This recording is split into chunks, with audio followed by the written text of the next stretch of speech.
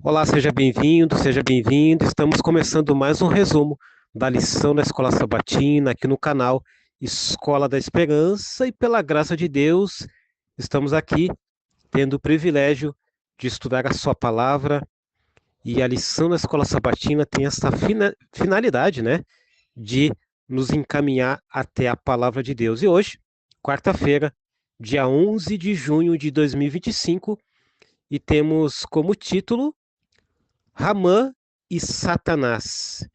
Eu tenho abordado nos últimos dias, nas últimas semanas, eu tenho dado uma ênfase em fazer um breve comentário sobre o título. Por que é importante a gente compreender o título diário? Porque a partir daí você vai ter um norte, querido professor, querida professora, sobre aquilo que Deus quer nos falar através da lição da Escola Sabatina quando nós estudamos diariamente. Então, por exemplo, o título de hoje é Ramã e Satanás. O que é Ramã? Satanás nós entendemos bem. O que é Ramã? O significado desta palavra é o seguinte: Ramã não é uma cidade, Ramã não é um outro ponto de vista que a gente pode elaborar. Ramã, ele era um oficial de alto escalão do Império Medo-Persa e ele se voltou contra os judeus devido à fidelidade de Mordecai. Satanás, que também está no título de hoje, ele é, como a gente sabe, né, o arqui-inimigo de Deus e também do seu povo. E ele busca, né, Satanás, que as pessoas não adorem a Deus e adorem a ele. E ele, como diz a própria palavra de Deus, ele vem para matar, roubar e destruir. Então é interessante quando a gente entende através do conceito bíblico, que é a base onde nós podemos e deve ser a única que nós devemos estudar, nós entendemos de que Ramã, ele é um tipo profético que antecipa a obra de Satanás nos últimos dias. Por quê?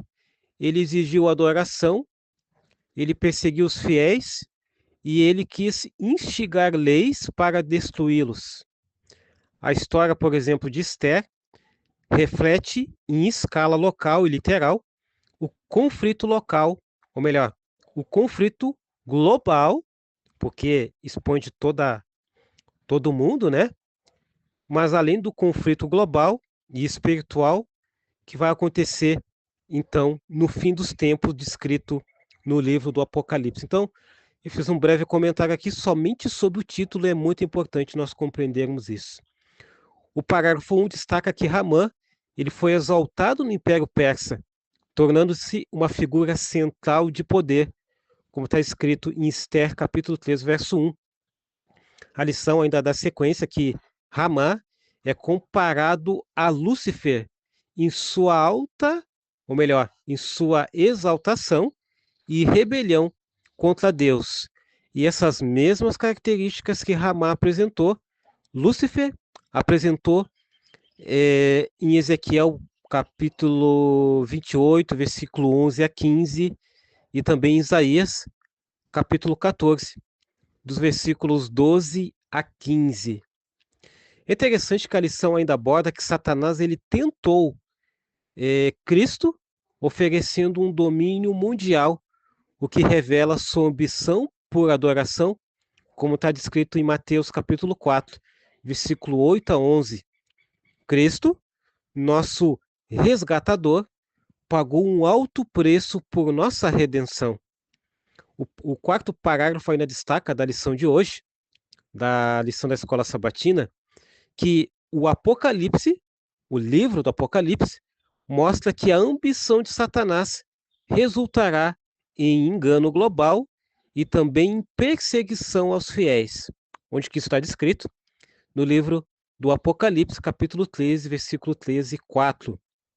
Ainda falando um pouquinho sobre Ramã, ele odiava Mordecai.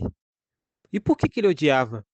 Porque Mordecai não se curvava diante dele e decidiu, então, Ramã, destruir todo o povo judeu, como está descrito no livro de Esther, capítulo 3, versículos 5 e 6. Então, querida professora, vocês estão observando que tem vários detalhes que eles vão se conectando, por isso que é muito importante a gente se aprofundar no estudo da Bíblia e no estudo da lição na escola sabatina.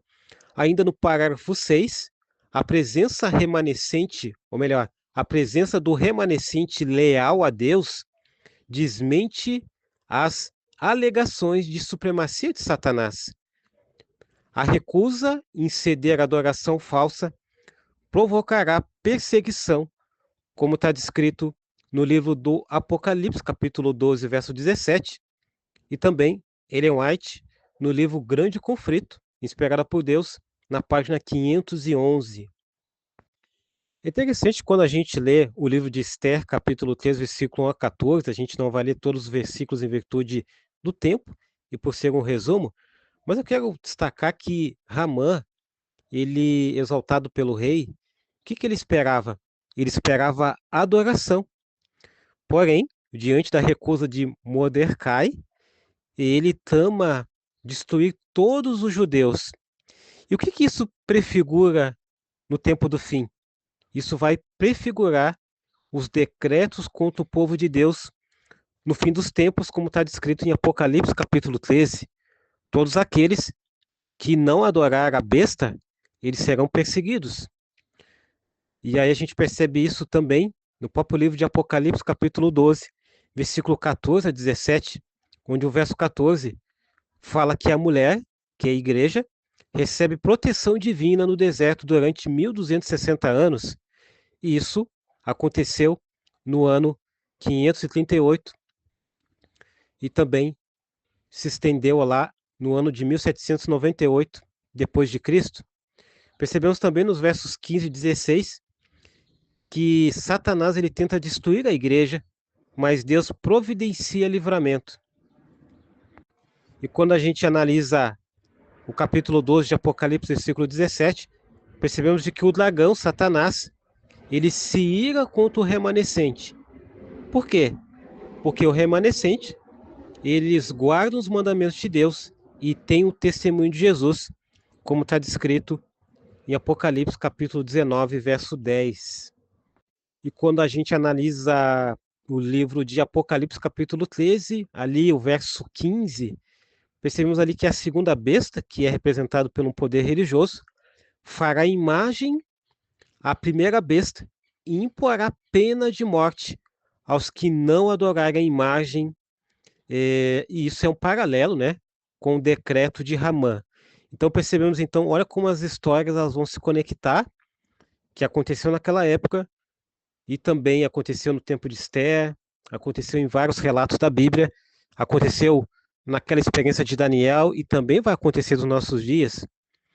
E aí chegamos na pergunta 4, que tem como base exatamente esses versículos que a gente analisou de maneira breve, como Esther capítulo 3, versículo 1 a 14, Apocalipse capítulo 12, versículo 14 a 17, e também o capítulo 13, verso 15.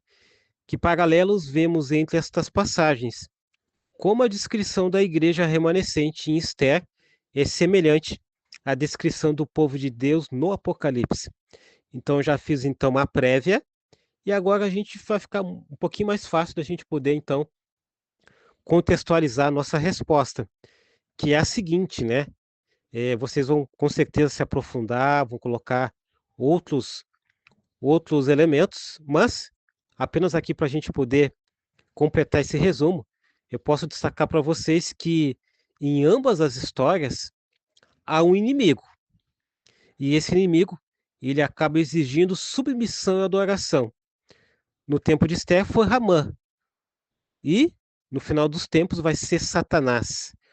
Um outro detalhe, Mordecai, ele tem, ou melhor, ele representa o remanescente fiel que não se curva. Assim como o povo de Deus em Apocalipse se recusa a adorar a besta. Por quê? Porque tem essa característica de ser um povo fiel, um povo que tem o testemunho de Jesus. Quando a gente analisa, por exemplo, o decreto de morte emitido por Ramã, e isso, como eu havia falado anteriormente, é um tipo de decreto final contra os que guardam os mandamentos de Deus E isso está lá em Apocalipse capítulo 13, verso 15, falando sobre esse decreto. E por fim, assim como Deus livrou os judeus, ele protegerá seu povo remanescente no tempo do fim. Isso está descrito no livro do Apocalipse, capítulo 12, versículo 14 a 16. Eu quero finalizar com algumas lições. Primeira, fidelidade provoca oposição. Querido amigo, querida amiga, querido professor, querida professora que está nos acompanhando nesse momento, toda vez que eu e você tomarmos uma decisão, e com essa decisão eu vou ser fiel a Deus, eu vou ser fiel a Deus, pode ter certeza que você vai sofrer uma oposição. Talvez não nos nossos dias digamos assim, uma oposição física. Alguns ainda sofrem. Por exemplo, pessoas que não podem ir na igreja porque se voltar vai sofrer agressão física. Mas também eu falo de oposição emocional, né? Muitas pessoas são perseguidas não fisicamente, mas emocionalmente também nos nossos dias. Como, por exemplo, não vá na igreja, não perde tempo orando, não perde tempo estudando, e dá estudo bíblico para uma pessoa, por que que tu vai lá? Essa pessoa não vai aceitar. Então são oposição emocional. E percebemos também outro tipo de oposição espiritual. Se a gente pegar o exemplo de Daniel, que lá teve um decreto, qual era então um dos primeiros, se não o primeiro requisito? Não orar a Deus, não ter comunhão com Deus, não adorar a Deus, ou seja, exatamente o espiritual. Se é, atrapalhar o teu espiritual, com certeza isso vai refletir nas outras áreas da tua vida. Então Mordecai, ele permaneceu fiel e isso gerou fúria no inimigo. Querido amigo, querida amiga, repito, ser fiel hoje também provocará oposição do mundo. Uma segunda lição, o remanescente existe. Assim como existiu Deus ao longo da Bíblia, ao longo dos processos bíblicos, há um povo fiel a Deus, e isso também irá acontecer nos últimos dias.